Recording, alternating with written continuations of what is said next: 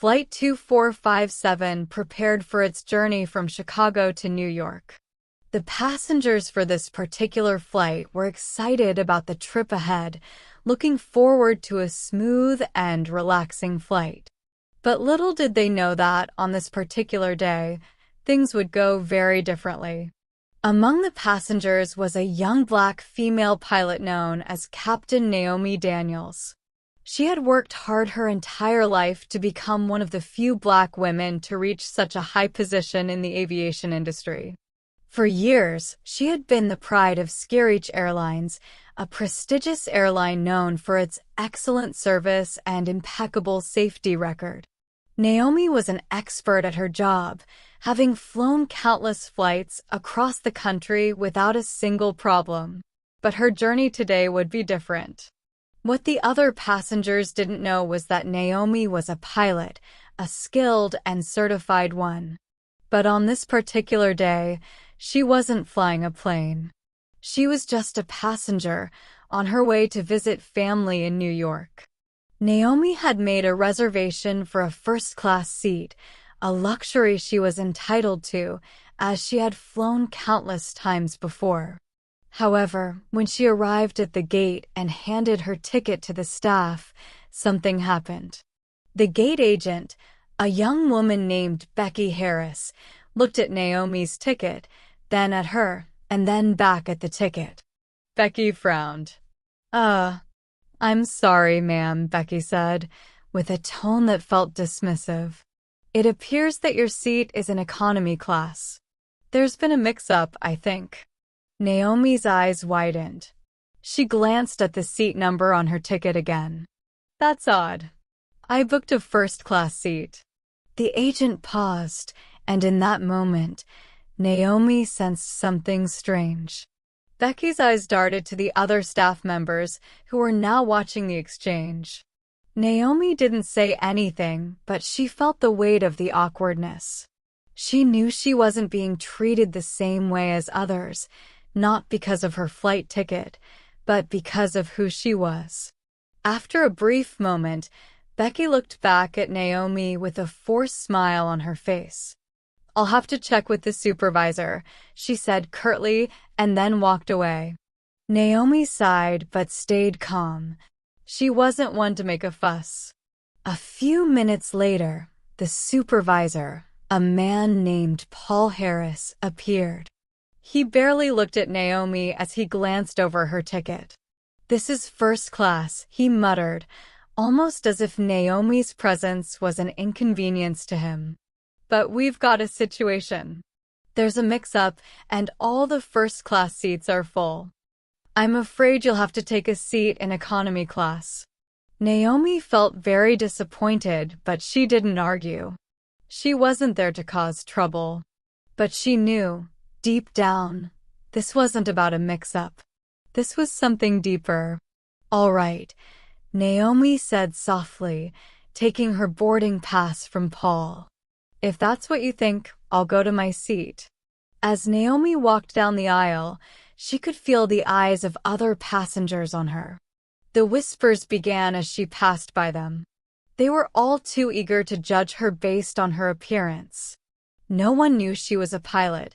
They didn't know the skills she possessed. But they did know she didn't belong in that first-class seat. Finally, she reached her seat in the economy class. She sat down quietly and put on her headphones. As the plane took off, Naomi gazed out of the window, feeling the familiar hum of the aircraft beneath her. She tried to push away the unsettling feeling from earlier. The plane had been cruising smoothly for almost 2 hours, with the passengers settling into the usual routine of air travel.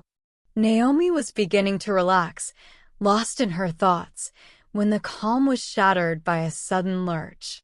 The aircraft jerked hard to the right, throwing several passengers into their armrests.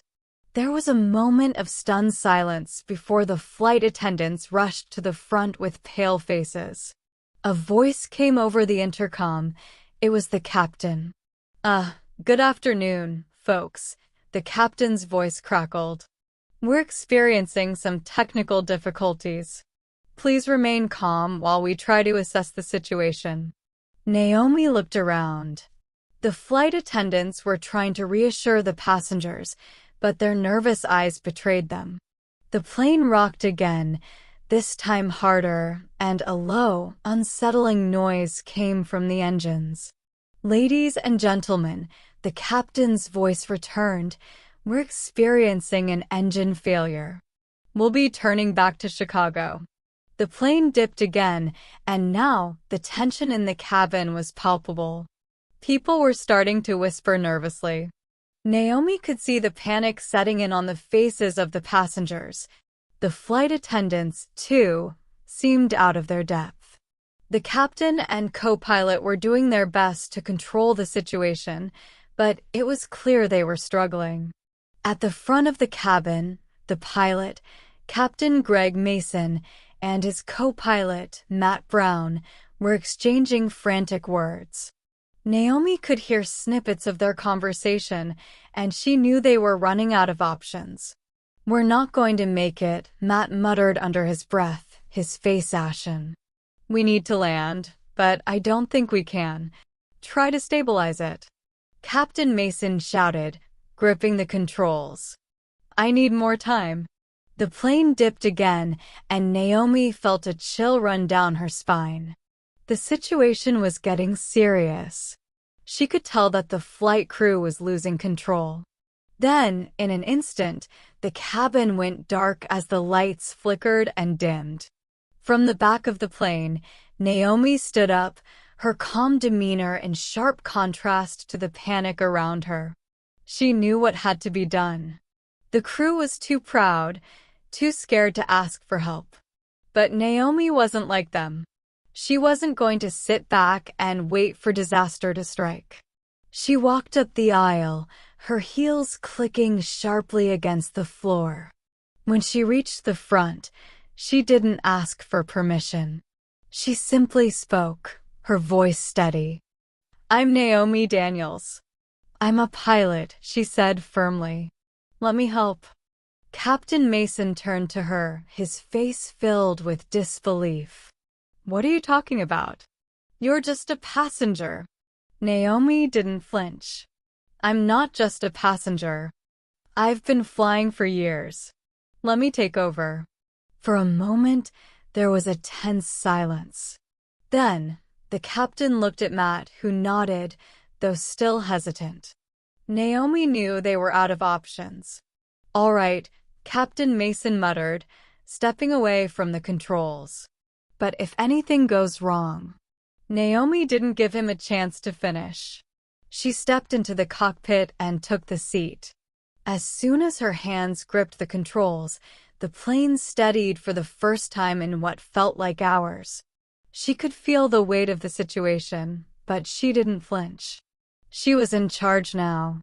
The co-pilot watched in shock as Naomi expertly adjusted the plane's trajectory. She made quick calculations, her mind sharp and focused. She checked the engines, the fuel levels, and made adjustments with ease. Everything she had learned in her years as a pilot was coming into play. With precision, Naomi guided the aircraft back toward Chicago.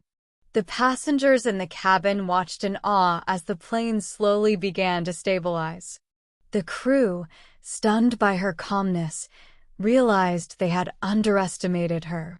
They had made a grave mistake. When Naomi finally brought the plane back to the airport, the landing was smooth and flawless.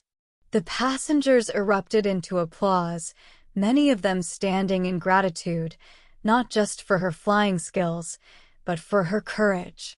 As Naomi stepped off the plane, her eyes met Captain Mason's. There was no need for words. He knew what had happened. He knew who had saved them. And for the first time, Naomi felt the weight of the disrespect she had suffered earlier lift off her shoulders. She had shown them all what she was capable of. Not just as a passenger, but as a hero. This brings us to the end of the story. Thank you for watching till the end. I hope you enjoyed the story. If you did, Don't hesitate to like the video and share it with your friends too. Subscribe to our channel and turn on the notification bell for more fascinating stories. Have a nice day.